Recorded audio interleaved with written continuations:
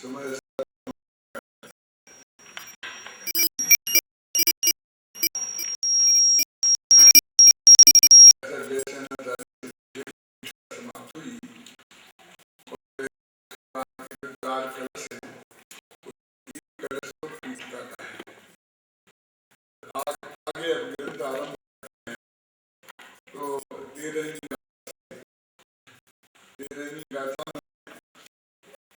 जो सम्मान के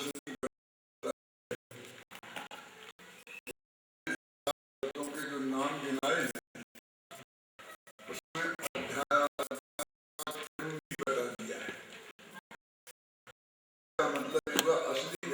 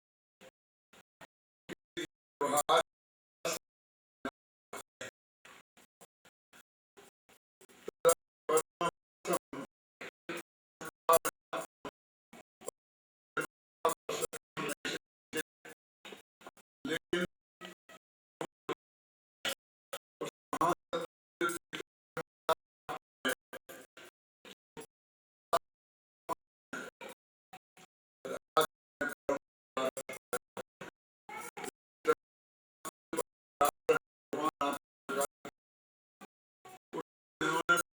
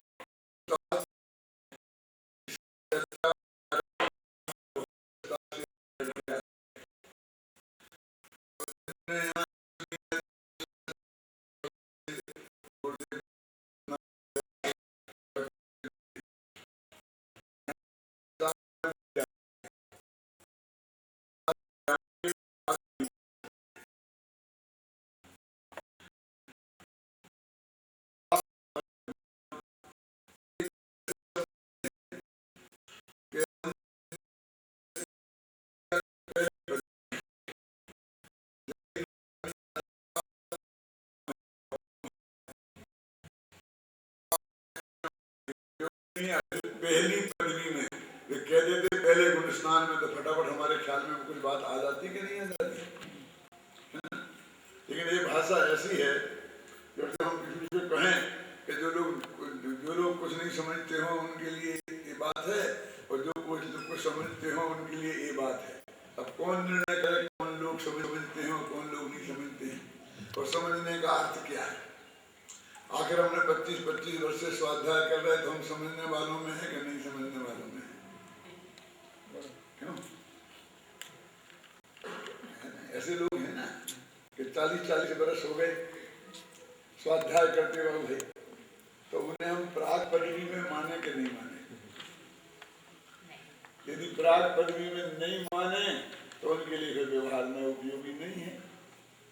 तो व्यवहार में ऐसे समझने और समझाने का काम उनको नहीं करना चाहिए, उनके लिए नहीं होना चाहिए, उपयोगी नहीं है।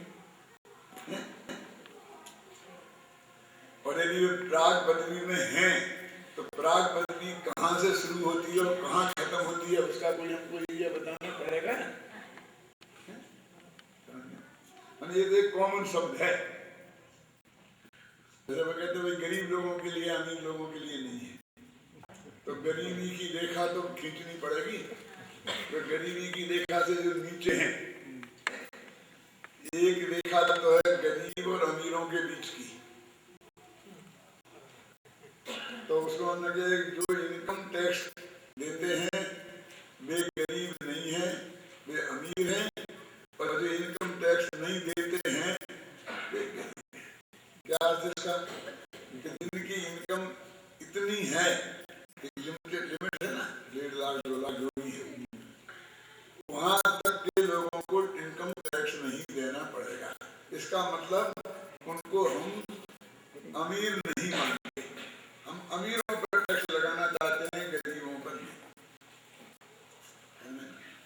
यानी दैनिक आवश्यकता चलाने के लिए, दैनिक जीवन चलाने के लिए, गृहस्थी का बोझा ढोने के लिए ही उनको पैसा पर्याप्त नहीं है, तो वे टैक्स कहाँ से देंगे, है ना? फिर एक और है गरीबी की रेखा से नीचे, वे कौन लोग हैं? ये तो गरीब है, लेकिन गरीबी से भी नीचे, जिनकी गिनती हम गरीबों में भी नहीं कर सकते हैं। क्यों?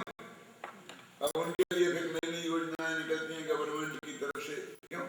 वृद्धों के लिए, जो गरीबी के नीचे के नीति रेखा के वृद्ध हैं, उनके लिए गवर्नमेंट 400 रुपये महीना खर्चे के लिए देगी बोलते हैं।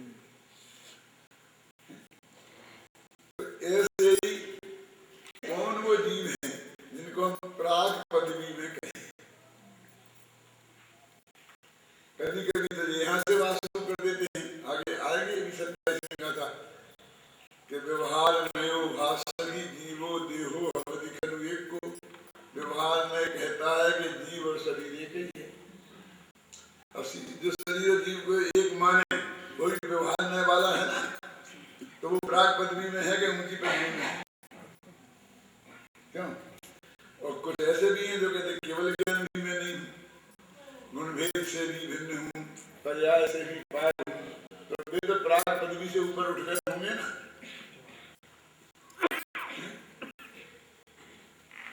तो ये नहीं, तो नीचे की पंक्ति से इसका उत्तर मिल जाता है।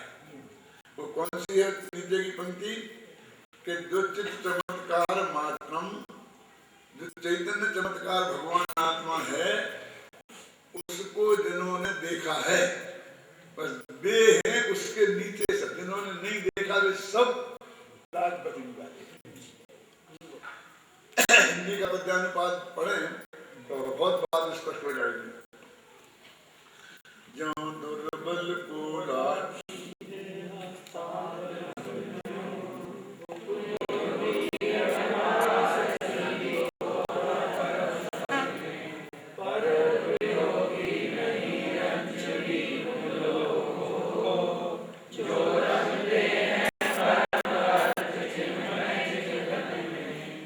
आगे जो इनकम टैक्स देते हैं, जो रमते हैं परम अर्थ चिन्मय चित घन में, जो चैतन्य घन भगवान आत्मा परम अर्थ है, उसमें जो रमण करते हैं माने यही मैं हूँ ऐसा मानते हैं, यही मैं हूँ ऐसा जानते हैं, और उसमें ही अपने को उपयोग को स्थिर करने की कोशिश करते हैं। ऐसे लोग जो हैं वो चित्त घन में रमने वाले हैं।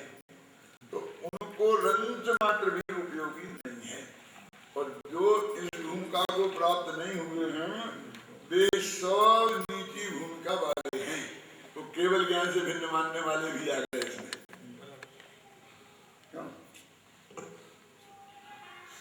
जो 7 तत्व के नाम नहीं जानते हैं वे भी आ गए। गरीबों में कौन कौन है ना? 7 तत्व के नाम अभी सीखे हैं वे, और केवल ज्ञान से भिन्न आत्मा को कहने वाले हैं वे भी। जब तक आत्मा का अनुभव नहीं हुआ तब तक वे सब व्यवहार में ऐसे उपदेश देने योग्य हैं। अब गरीबी की रेखा से नीचे कौन है कि जो इधर को मोह नहीं करते हैं? संसार में कितने जीव हैं? लाखों है ना। थोड़े बहुत तत्व के अभ्यासी हैं, जिन्हें आत्मा का अनुभव नहीं हुआ है, ऐसे लोग कितने हैं? मुट्ठी भर गिनने लायक हैं क्या? ये तो गुरुदेव के पुण्य प्रताप से हम समझ लो सब इकट्ठे हो गए हैं। इकट्ठे हो जाते हैं तो इतने दिखते हैं, लेकिन ये यदि सारे हिंदुस्तान में और सारे विश्व में बिखर जाएं, क्यों तो क्या क्या दिखेंगे ऐसे लोग भी? विश्व की ऐसा मानते हैं 6 अरब की संख्या है।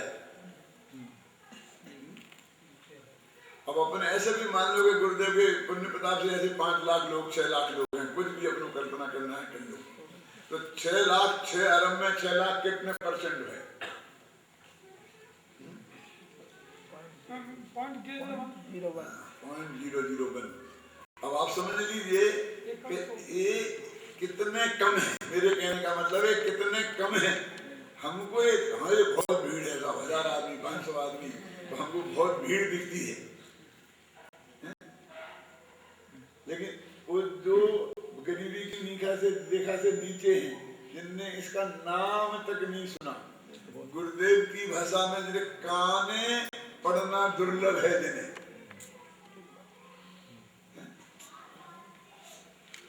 उनकी बात ध्यान नहीं है। व्यवहार में किनके लिए उपयोगी है?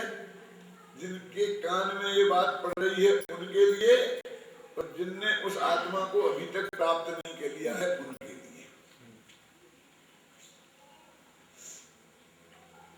इसको और सीधी सरल भाषा में मैं कहूं तो देशना लब्धि है। व्यवहार नय के माध्यम से वस्तु को समझाते हैं, निश्चय को, है ना। व्यवहार में प्रतिपादक है और निश्चय में प्रतिपाद्य है। तो भगवान आत्मा का प्रतिपादन करना है व्यवहार में का काम। तो वो प्रतिपादन ये देशना लब्धि है। गुरु देशना देते हैं, अनंत भगवान भी वो हो सकते हैं, कहते हैं। और जो देशना सुन रहे, माने देशना लब्धि को जो प्राप्त कर रहे, देशना जिन्हें लब्ध हो रही, देशना तो की देशना है, और देशना लब्धि क्या है कि उस सामने वाले के गले उतर रही वो बात, तब लब्धि कहलाई ना। तो कहते देशना लब्धि ये व्यवहार नय के माध्यम से होती है। तो सारे विश्व में से जो लोग देशना के पात्र हैं माने देशना को सुन रहे हैं माने क्षयोपशम लब्धि और विशुद्धि लब्धि जिनके विद्यमान है। क्षयोपशम लब्धि नहीं है तो उनकी समझ में नहीं आता है क्या? और विशुद्धि लब्धि नहीं है तो वे समझ में नहीं आते क्या? फिर ध्यान से सुनना, सिर्फ मैं और ने का फर्क है। क्षयोपशम लब्धि के बिना समझ में नहीं आएगा, और देशना लब्धि के विशुद्धि लब्धि के बिना समझ में नहीं आएंगे। हम तो ऐसा कह देते हैं कि कसायों की मंदता है तो वो देशना लब्धि है, कसायों की विशुद्धि वो देशना लब्धि है, सब बोलते कि नहीं बोलते, वो विशुद्धि लब्धि है।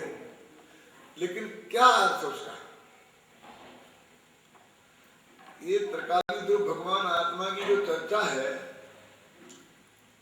वो सारी दुनिया की सारी चीजों को छोड़कर इसे सुनने में को समर्पित किया है उसे विशुद्धि लगी है, बाकी सब तीव्र कषाय है। अब हम वो कहते हैं हम ये नहीं पूछते तुम कहाँ गए थे। गांधी जी का एक बहुत बढ़िया उदाहरण है। गांधी जी ने अपनी आत्मकथा में लिखा है, वीरेंद्र जी आपने पढ़ी होगी तो, कि जब मैं 6वीं क्लास में पढ़ता था, गांधी जी ने लिखा, तब एक दिन मेरे पिताजी की तबीयत बहुत खराब थी, तो मैं उनकी सेवा में लगा रहा, पैर दबाता रहा और स्कूल नहीं गया। जब दूसरे दिन मैं स्कूल पहुंचा तो मास्टर जी ने कहा कि कल क्यों नहीं आए थे? तो कहा पिताजी की तबीयत खराब थी, उनकी सेवा करता रहा, पैर दबाता रहा, उसकी ब्रेंच पे खड़ा रहा। तो उन्हें ब्रेंच पे खड़ा कर, तो उन्हें अंदर से बहुत गुस्सा आया कि मेरी गलती क्या है, पिताजी की सेवा करना गलती है, मुझको सजा किस बात की दी गई है? लेकिन खड़े रहे, पूरी क्लास की छुट्टी हो गई और वे खड़े हैं। मास्टर जी ने तुम जाओ कि नहीं मैं नहीं जाऊंगा, मैं तो यहीं खड़ा हूं। तो मास्टर जी ने आके उनसे पूछा कि क्यों क्यों? कि मैं आपसे जानना चाहता हूँ, सब लड़के के चले गए, अभी मैं आपसे पूछना चाहता हूँ कि आपने मुझे सजा किस बात की थी? कि पिताजी की सेवा करना भी सजा का है, सजा मिलना चाहिए उसकी, क्या मैंने खोटा काम किया? तो उन्होंने कहा भाई तुमको जो हमने सीख दी है, सजा नहीं दी है। मराठी में तो उसे बोलते शिक्षा देना, बोलते ना, पिटाई भी करे ना मास्टर तो उसे क्या बोलते हैं? शिक्षा दे। हाँ, शिक्षा दे, हमें ऐसी शिक्षा देंगे जिंदगी बर्बाद करोगे बेटा, है ना? शिक्षा माने दंड। तो उन्होंने क्यों कि अपराध क्या है कि पिता की सेवा करना, इसकी सजा नहीं दी है तुम्हें, तुम कल अनुपस्थित थे इसकी सजा दी है। समझ में है? देखो हम कितना मोड़ देते हैं उसे, सजा मिली है अनुपस्थिति की और कहते हैं कि पिताजी की सेवा करने की सजा मिली है।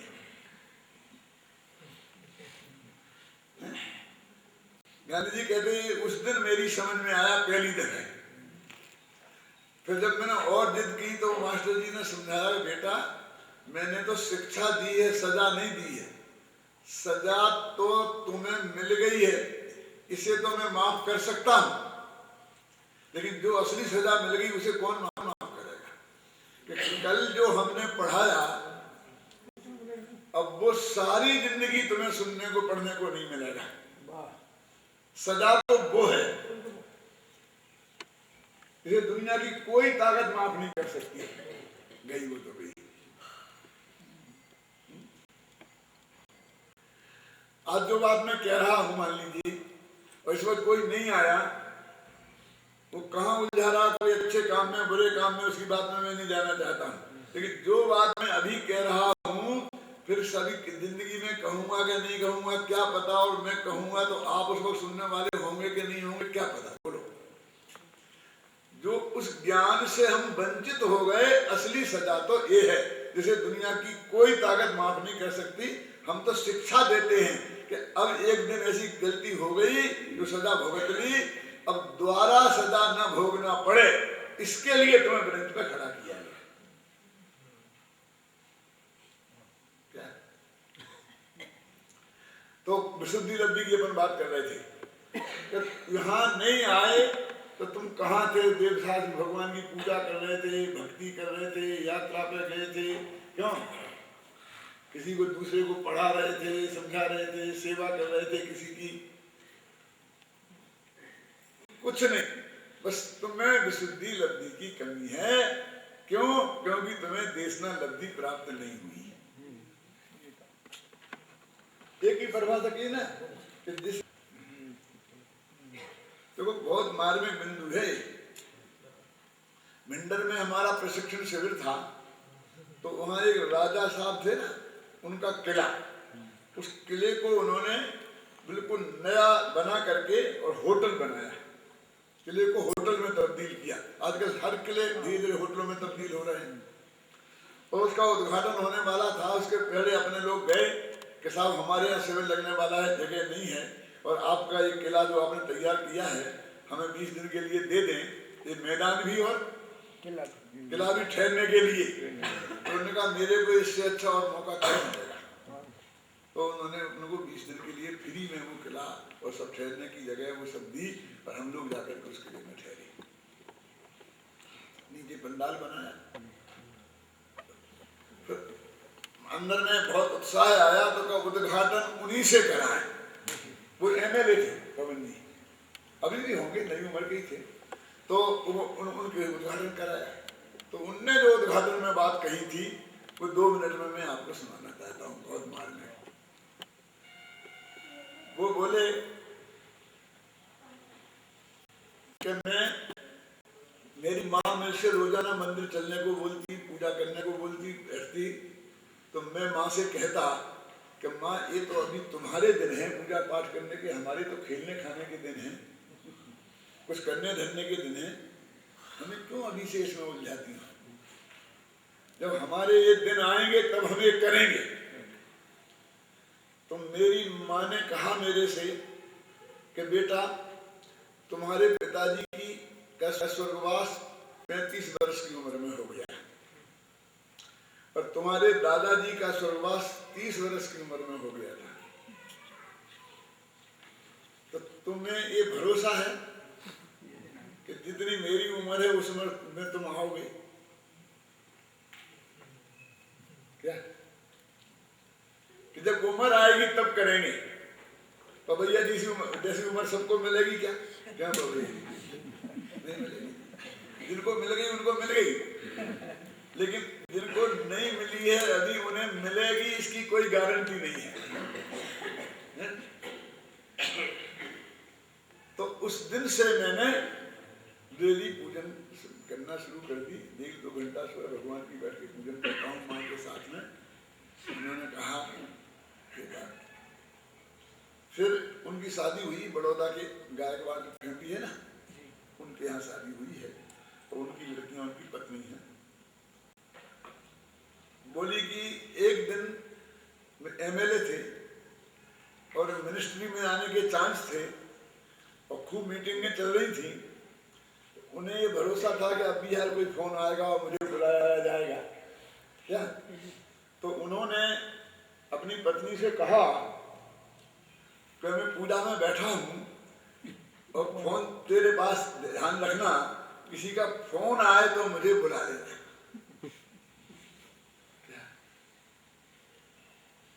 तो पत्नी ने कहा ऐसा किसका फोन आने वाला है कि जो तुम्हें पूजा में से उठा के, तुझे नहीं पता, तुम समझती नहीं, बहस करती है।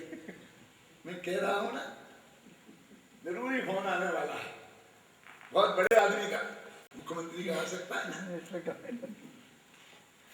तो पत्नी ने कहा कि भगवान से बड़े आदमी का आएगा। तुम भगवान से बात कर रहे होगे क्यों? तुम प्रधानमंत्री से बात कर रहे हो और मुख्यमंत्री का फोन आया तो तुमसे बात कराना कि नहीं कराना? बोलो। कह देना कि साहब प्रधानमंत्री जी से बात हो रही है, अभी आप आने के बाद बात करेंगे, क्या करना पड़े? उनने तो सुनाया उस सभा में कि भगवान से बड़े किसी आदमी का फोन आने वाला है क्या।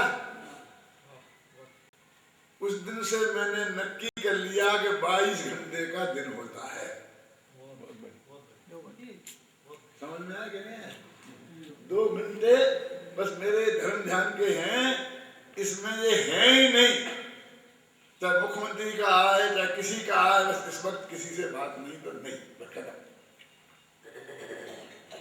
बस इसको बोलते हैं विशुद्धि लब्धि।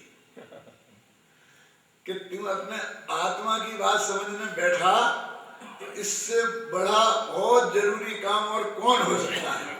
यानी ये तेरी दृष्टि में ये सेकंड जरूरी है, जरूरी तो है क्यों, लेकिन इसका नंबर तेरे लिए क्या है?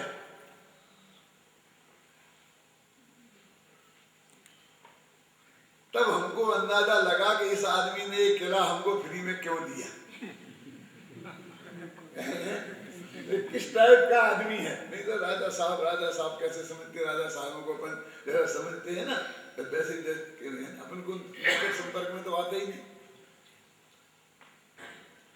तो विशुद्धि लब्धि का अर्थ ये है कि जिसे ये जो तत्व की बात है वो सबसे श्रेष्ठ, उसके सामने कोई दूसरी नहीं लगे, उसका नाम विशुद्धि लब्धि है।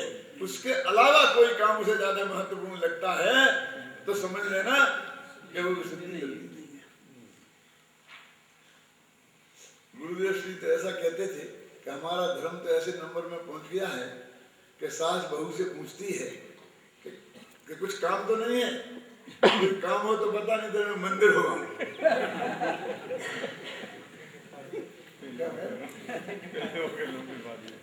यानी कोई वो बहाना खोजती कि कोई काम मिल जाए तो मुझे मंदिर जाने से छुट्टी मिला के देर में जाने कि सब्जी बना दो। अच्छा ठीक है। धर्म के लिए हमारा कौन सा नंबर है, इसके लिए वे उदाहरण देते थे। और बच्चे हमारे 2 दफे मंदिर जाते हैं, एक दफे सासू जी के साथ और एक दफे बहू के साथ, मम्मी के साथ, एक दफे दादी के साथ। जब दादी मंदिर जाने लगती हैं तो बहू कहती है कि अम्मा जी इस बच्चे को ले जाओ ना, ये बहुत परेशान करता है, यहाँ मुझे काम नहीं करने देता है, मंदिर में ऐसे ले जा। क्यों? और जब बहू जाती है तो सासू जी के मतलब को भेज देती जाती है मंदिर, तो सासू जी कहती है तू ले जा साथ में से, क्यों मुझे परेशान करेगा। यानी मंदिर में तो कोई काम ही नहीं है बच्चे के खिलाने के अलावा। मंदिर में बच्चा परेशान करता रहेगा, तुझे स्वाध्याय नहीं करने देगा, सामायिक नहीं करने देगा, साड़ी खींचेगा, क्यों प्रवचन नहीं सुनने देगा, और दूसरों को भी नहीं करने देगा, अड़ोसी पड़ोसियों को है। तो मेरे कहने का मतलब ये घर के काम में जो क्या काम है घर में सास बहू को, ये सब्जियों की काटना, ये करना, वे करना, और तो कुछ काम है नहीं। और इस काम में तो डिस्टर्बेंस होता है, स्वाध्याय में प्रवचन सुनने में क्या डिस्टर्बेंस।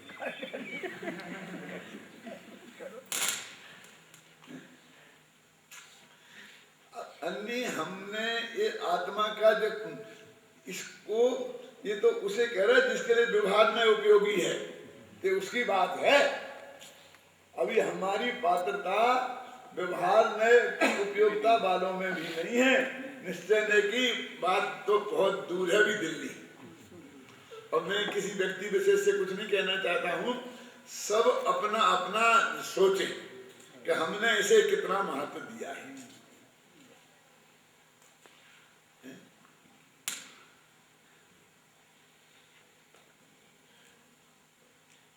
बहुत से लोग ऐसी बातें करते मिलेंगे, मरने की तो फुर्सत नहीं है, तुम्हें बड़ी प्रवचन की लग रही है। बिल्कुल सही कहते हैं आप। यदि आपको मरने के लिए फुर्सत मिल गई होती तो जिंदा कैसे होती है? आप जिंदा हो ना, इसका मतलब मरने के लिए फुर्सत नहीं मिली। इस बात का सबूत है। क्यों? मानो तुम तो तभी मरोगे जब फुर्सत मिलेगी।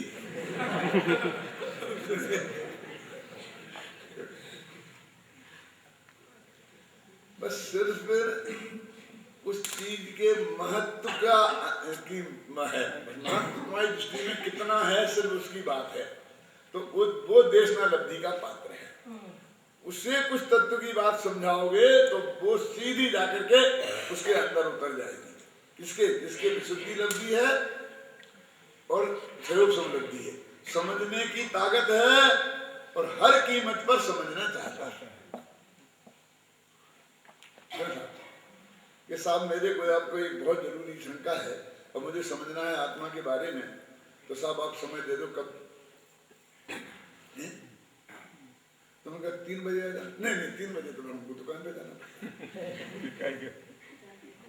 सुबह 9 बजे आ जाना। 9 बजे तो हम सो के ही उठते हैं। तो गया तू काम से। अब तू हमसे समय मांगने आया है कि हम तेरे से समय मांगे। तो समझाने के लिए कब वो आत्मा समझना हो और जिससे समझना हो वो कहे कि रात के 2 बजे आना, तो अंदर से उत्साह से तेरे हाँ निकला कि हाँ साहब बस मैं हाजिर हूँ, आऊंगा, हर कीमत पे आऊंगा। समझ लेना कि तेरी बात हम समझाएंगे भी और तेरी समझ में भी आएगी। ये विशुद्धि लब्धि है। समझने वाले का समय होता है कि समझाने वाले का समय होता है?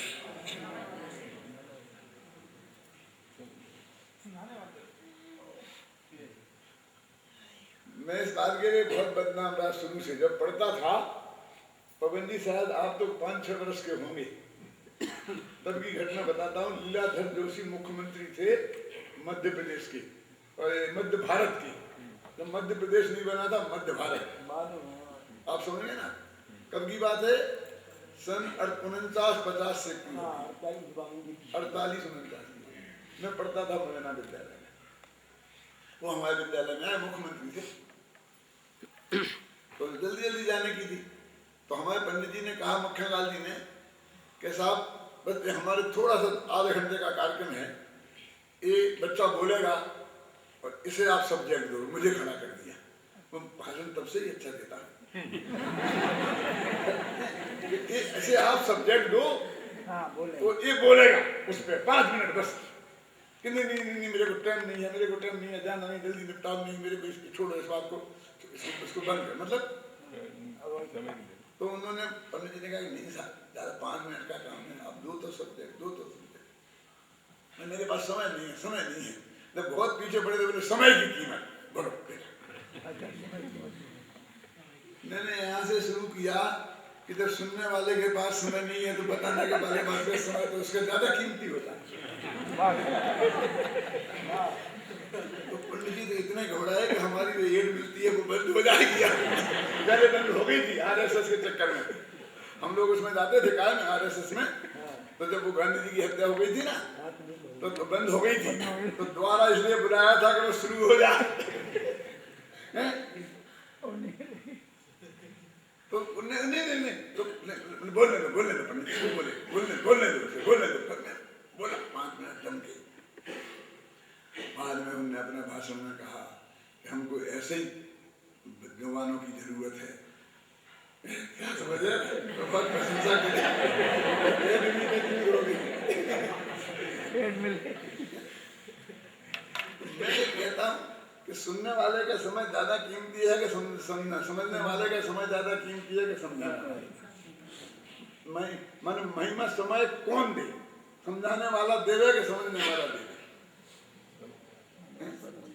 यानी तुझे कितनी गर्ज है आत्मा की बात समझने के लिए। गुरुदेव श्री फरमाते जूते में बैठकर सुनने को मिले तो भी सुनना, लेकिन जिन्हें पर्याय की प्रशंसा सुनने की आदत हो गई है वो त्रिकाली जो भगवान आत्मा की प्रशंसा नहीं सुन सकते। तो इसलिए इसमें कहते हैं कि वे उनके लिए जो अपरम पद में है। कैसे अपरम पद में? जो ऐसे वे जो 6 अरब लोग हैं जिन्हें इसकी गर्ज ही नहीं है, उनकी बात नहीं है, उनके लिए व्यवहार में है ही नहीं। और व्यवहार में उपयोगी ऐसे आत्मार्थियों के लिए है। और कब तक उपयोगी है? कि जब तक निश्चय की जो रमते हैं परम अर्थ चिन्मय चिद घन में, उन लोगों को रंच मात्र भी उपयोगी नहीं है। पर उपयोगी नहीं रंच भी उन लोगों को जो रमते हैं परम अर्थ चिन्मय चिद घन में, है क्या नहीं?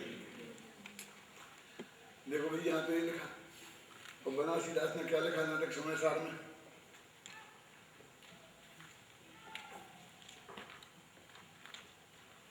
भेद ज्ञान तब लो भलो जब लो मुक्ति न हो।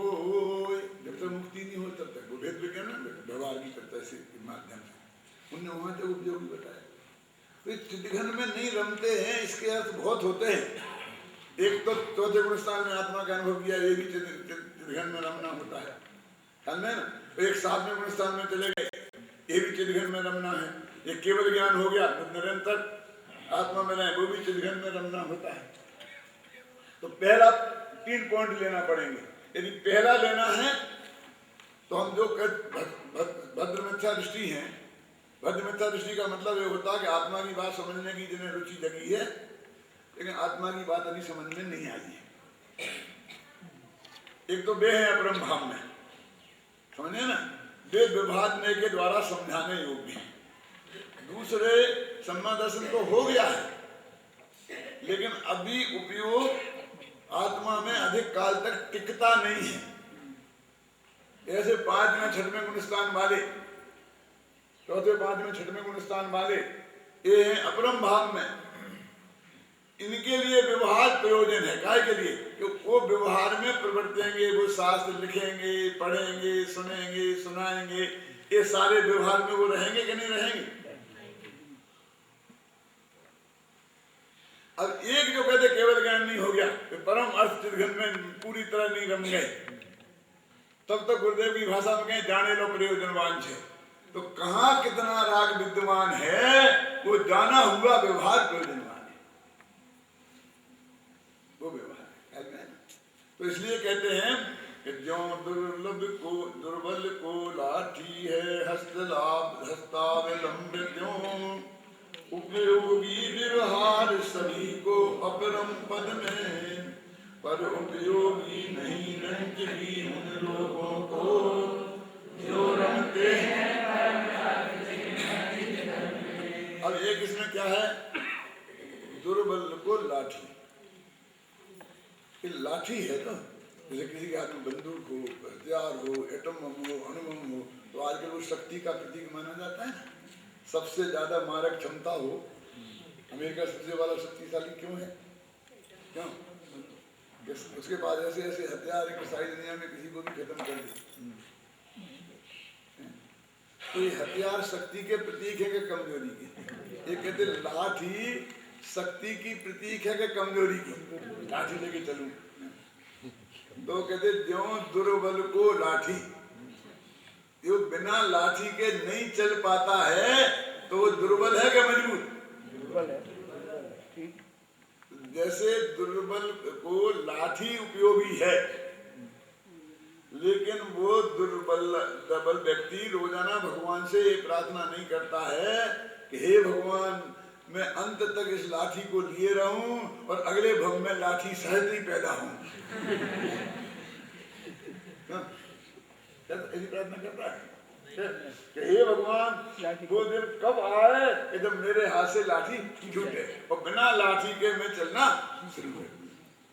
हंत हस्तावलंबा, हंत माने खेद है कि वो हाथ का सहारा है, यानी वे हाथ जिन्हें सहारा लेना पड़ता है, ये दुर्बलता है। ऐसे ही व्यवहार में दुर्बलता की निशानी है।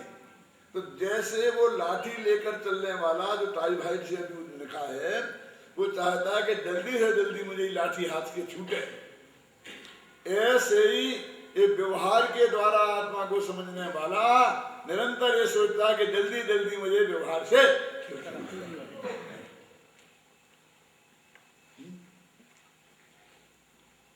किसान व्यवहार समझ। कब तक समझे ना? बोलो, ये विद्यार्थी आज ना पढ़ रहे हैं तो कब तक तुम्हें समझना है भैया?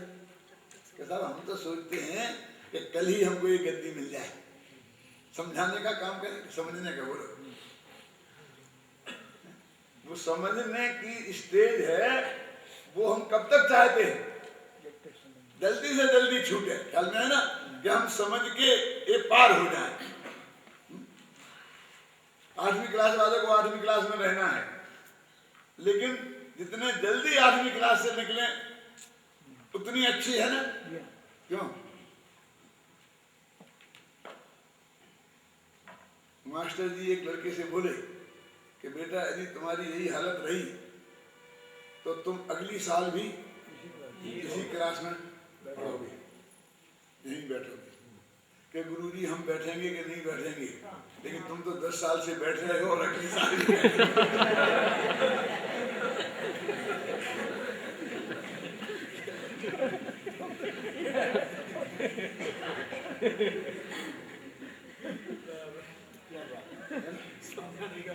कहने का मतलब ये है, कोई भी विद्यार्थी ये नहीं कहता है कि मेरे लिए बहुत अच्छे अध्यापक हैं, बहुत अच्छी क्लास है, तो मैं अनंत काल तक इसी क्लास में बैठा रहूं, इन्हीं गुरुजी से पढ़ता रहूं। क्यों? इसका मतलब गुरु जी का अपमान नहीं है, तो ये व्यवहार का अपमान नहीं है।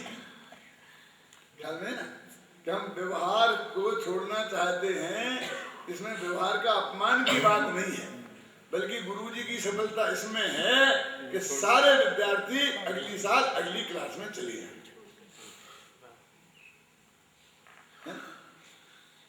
तो एक तो हंत लगा है कि हमें खेद है, और खेद है और है कि यदि तुझे इतना दुख है इस लाठी का लेने का तो फेंक देना। कौन रोकता है तेरे को?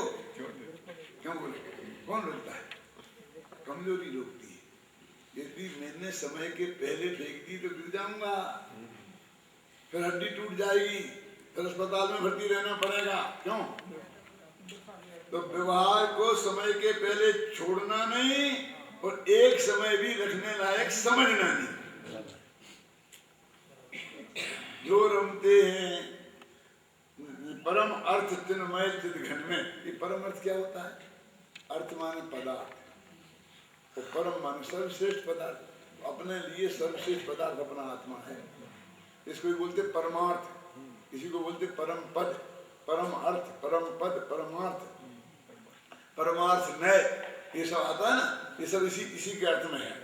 तो कहते हैं देखो कि ये व्यवहार में के प्रकरण चल रहा था ना 11वीं गाथा से बराबर लेकर के, 12वीं गाथा में इसकी उपयोगिता बताई थी, 12वीं गाथा में इसकी बहुत विस्तार से उपयोगिता बताई थी। तो अब ये कह रहे हैं कि वो उपयोगिता तो है, लेकिन उसकी कितनी ही अधिक उपयोगिता हो, लेकिन वो अनंत काल तक रखने लायक नहीं है, और दृष्टि में रखने लायक तो एक दिन भी नहीं है। दृष्टि में रखने लायक का मतलब यह है कि ये मुझे इसे रखना ही है, छोड़ना नहीं है किसी की कीमत पर। वास्तव में तो ऐसे मैं ऐसा बोलता हूँ, बेटी की विदाई जैसा है व्यवहार में की मामला। बेटी की विदाई के समझते हैं कि जिस बेटी को हमने बेटे जैसा पाला हो, पोसा हो, पढ़ाया हो, लिखाया हो पूरी शक्ति से, क्यों, और उसको एक दिन शादी करके और किसी के साथ भेजना पड़ता है कि नहीं भेजना पड़ता है, तो हम रोते भी हैं, आंखों से आंसू भी निकलते जाते हैं और भेजते भी जाते हैं। ऐसे व्यवहार के वियोग में हमें आंखों से आंसू भी निकलना चाहिए और छोड़ने, और जन्म से ही समझते हैं कि नहीं कि ये तो पराये घर का धन है। कुछ बहन बेटियां हमसे इस बात से बहुत नाराज होती हैं कि ऐसा कह के हमारा रोजाना अपमान किया जाता है। कैसा? ये पराये धन की बेटी है, पराये घर की बेटी, पराया घर का धन है, कैसे बोलते हैं? हमको सीधे पराया पराया पराया पराया, बेटों को अपना, हमको पराया हमें। मैं कहता हूँ भाई साहब आप समझते नहीं कि तुम्हारे प्रति अरुचि का द्योतक नहीं है, अपनी चित्त की भूमि को तैयार करने का है। क्योंकि यदि हम अपने घर के मानते रहेंगे तो जिस दिन जाएगी उस दिन छाती फटेगी। उस दुख को हम सहने की निरंतर प्रैक्टिस कर रहे हैं, निरंतर इस बात का प्रैक्टिस कर रहे हैं जन्म से ही। मेरा मतलब समझेंगे ना, ये तुम्हारे प्रति अति स्नेह का द्योतक है, ये शब्द इस बात के द्योतक नहीं है। पराये घर का धन है और फिर भी पढ़ा रहे, लिखा रहे, पाल रहे, पोस रहे, पूरी शक्ति से इलाज करा रहे, सब कर रहे कि नहीं कर रहे? बोलिए, कोई कसर छोड़ी है? तो ऐसे ही इस व्यवहार में के प्रति उसके उपकृत भावना से उपकृत भी है, और वो लड़की उपकृत भी है अपने माँ बाप से, और फिर भी वो छोड़ के जा रही है, और इसमें दोनों की खुशी है।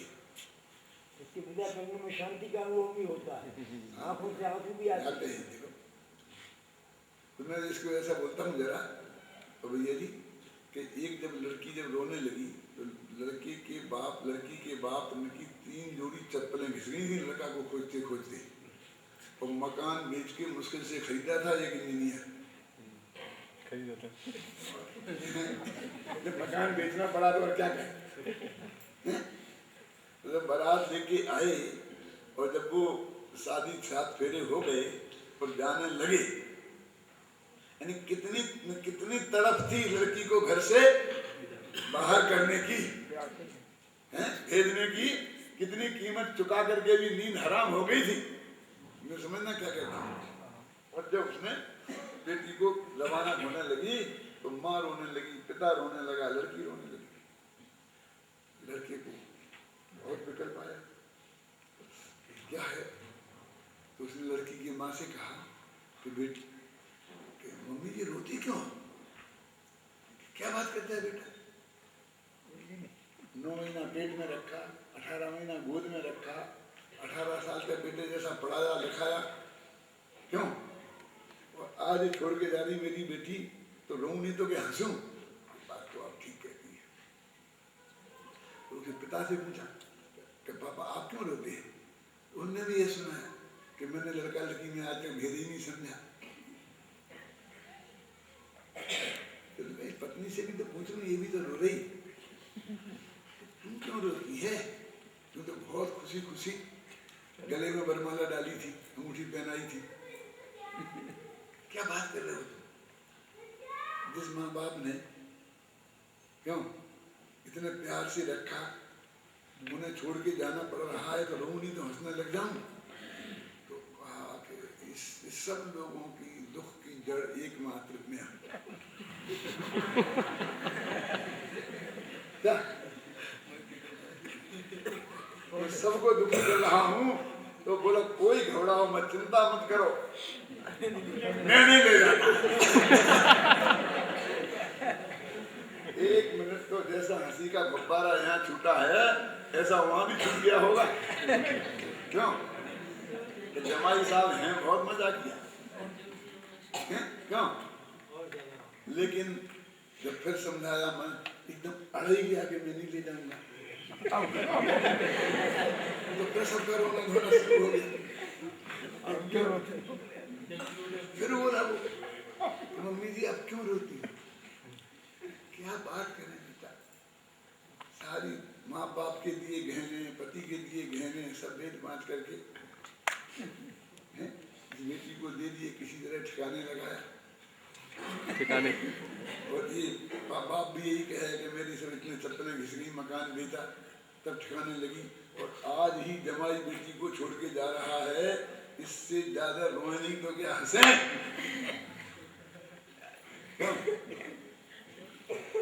बोलो, पत्नी से पूछा कि तू क्यों रोती है?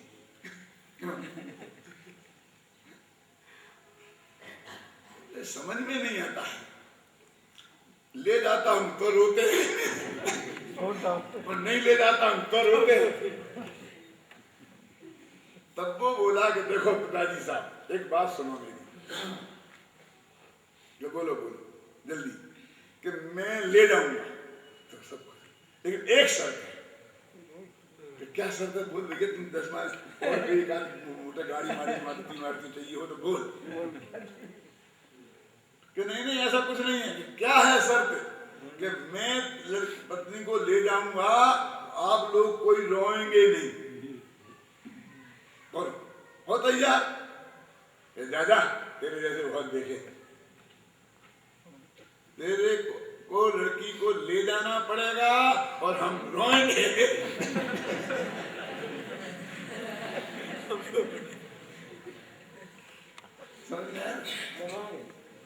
ऐसे व्यवहार को हमें त्यागना पड़ेगा, और व्यवहार के त्यागने के साथ में खेद के साथ त्यागेंगे। हंत हस्तावलंबा, और क्या त्याग भी खेद के साथ, क्योंकि जिसने हमको इसके तक पहुंचाया, हाँ,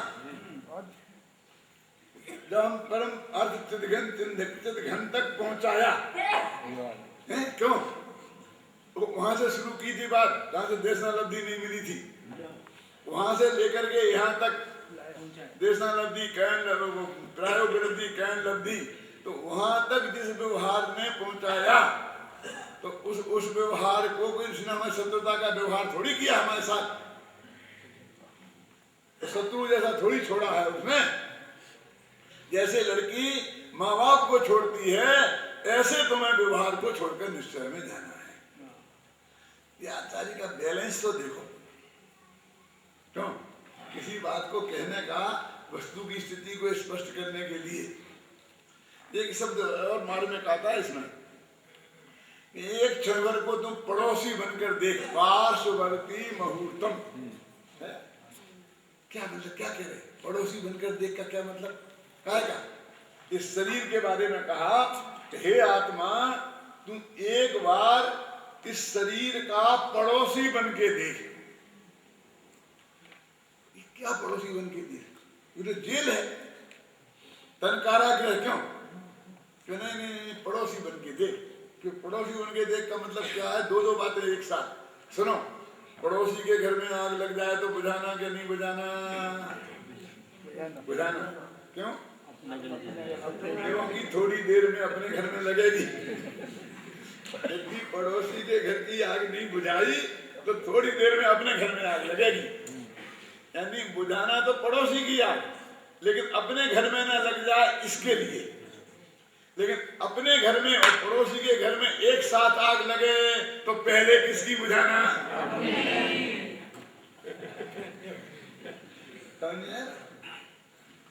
माने उसके घर की आग बुझाना ही नहीं, ऐसा नहीं है।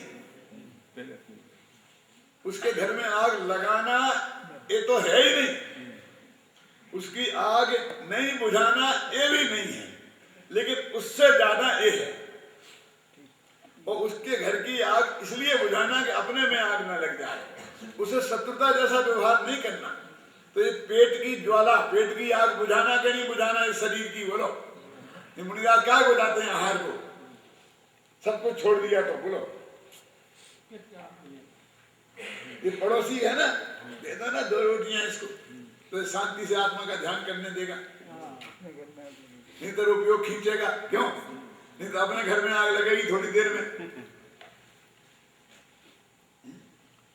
लेकिन इसे भक्ष भक्ष खिला करके अपना आत्मा का कल्याण भी मत करना। पड़ोसी का मतलब समझते हैं, उसके हर संकट में काम आना, अच्छे बुरे दिनों में काम आना, समझ ना। लेकिन पड़ोसन को तकलीफ हो तो इलाज कराने ले जाना, पड़ोसी को हो तो सब करना, लेकिन पड़ोसन को घरवाली समझ के घर में मत रख लेना, समझे ना।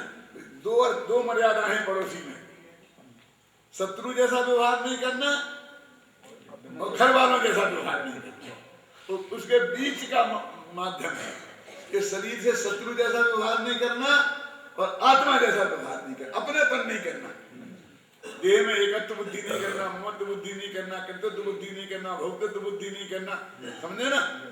अपना नहीं जानना, पराया जानना, लेकिन शत्रु जैसा पराया नहीं, पड़ोसी जैसा पराया जानना।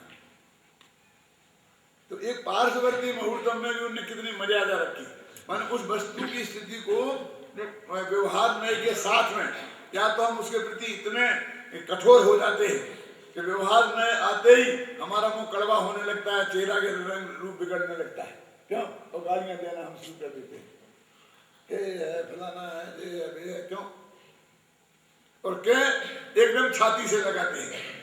वो कहते हैं ना छाती से लगाने लायक है ना इतनी घृणा करने लायक है, क्योंकि अपरम भूमिका में वो हमारे लिए उपयोगी है, लाठी जैसा सहारा देने वाला है।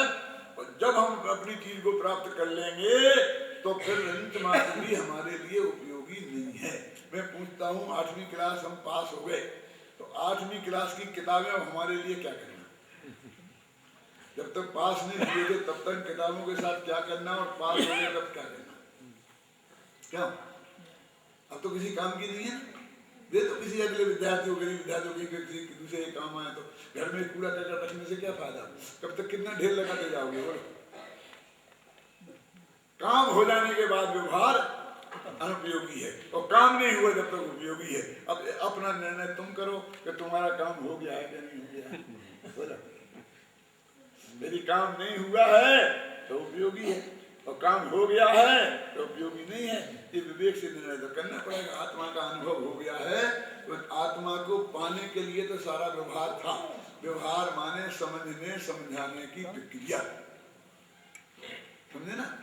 देशनालब्धि बोला ना मैंने, व्यवहार में का क्या काम है, समझना समझाना, प्रतिपादन करना, उसका नाम है व्यवहार में, ख्याल में है ना। तो प्रतिपादन करना माने प्रतिपादन को सुनना करना ये कब तक उपयोगी है?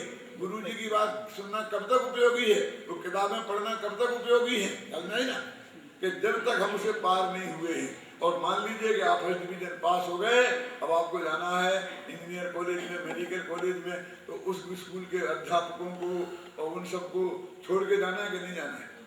ये बहुत अच्छे हैं, कैसे छोड़े? क्यों छोड़ के भी जाना पड़ेगा और उनके प्रति श्रद्धा और प्रेम भी रखना पड़ेगा। मतलब दो बातें एक साथ हो सकती हैं। मेरे कहने का व्यवहार को गालियां दिए बिना भी व्यवहार को छोड़ा जा सकता है, छोड़ा जाना चाहिए। ये गाथा 5वें कलश में कहा है कि व्यवहार नया स्याद यद्यपि प्राग पदव्याम नेत्र पदानाम हंत हस्तावलंबा। यद्यपि व्यवहार नए पहली पदवी में जिन्होंने पैर रखा है उन लोगों के लिए हाथ का सहारा है, इस बात का हमें खेद है। फिर भी तदपि परम परतम चित चमत्कार मात्रम, चैतन्य चमत्कार जो आत्मा है वो परम अर्थ है, उसमें जो पहुंच गए हैं, उसको जो देख रहे हैं, उसमें जो अपनापन हो गया है, पश्चाताम नहीं किंचित, तो इसके व्यवहार की रंज मात्र भी उपयोगिता नहीं है। इस तरह व्यवहार का उपयोगिता और उपयोगिता और हेयपना और उपादेयपना दोनों इस गाथा में उन्होंने बताया।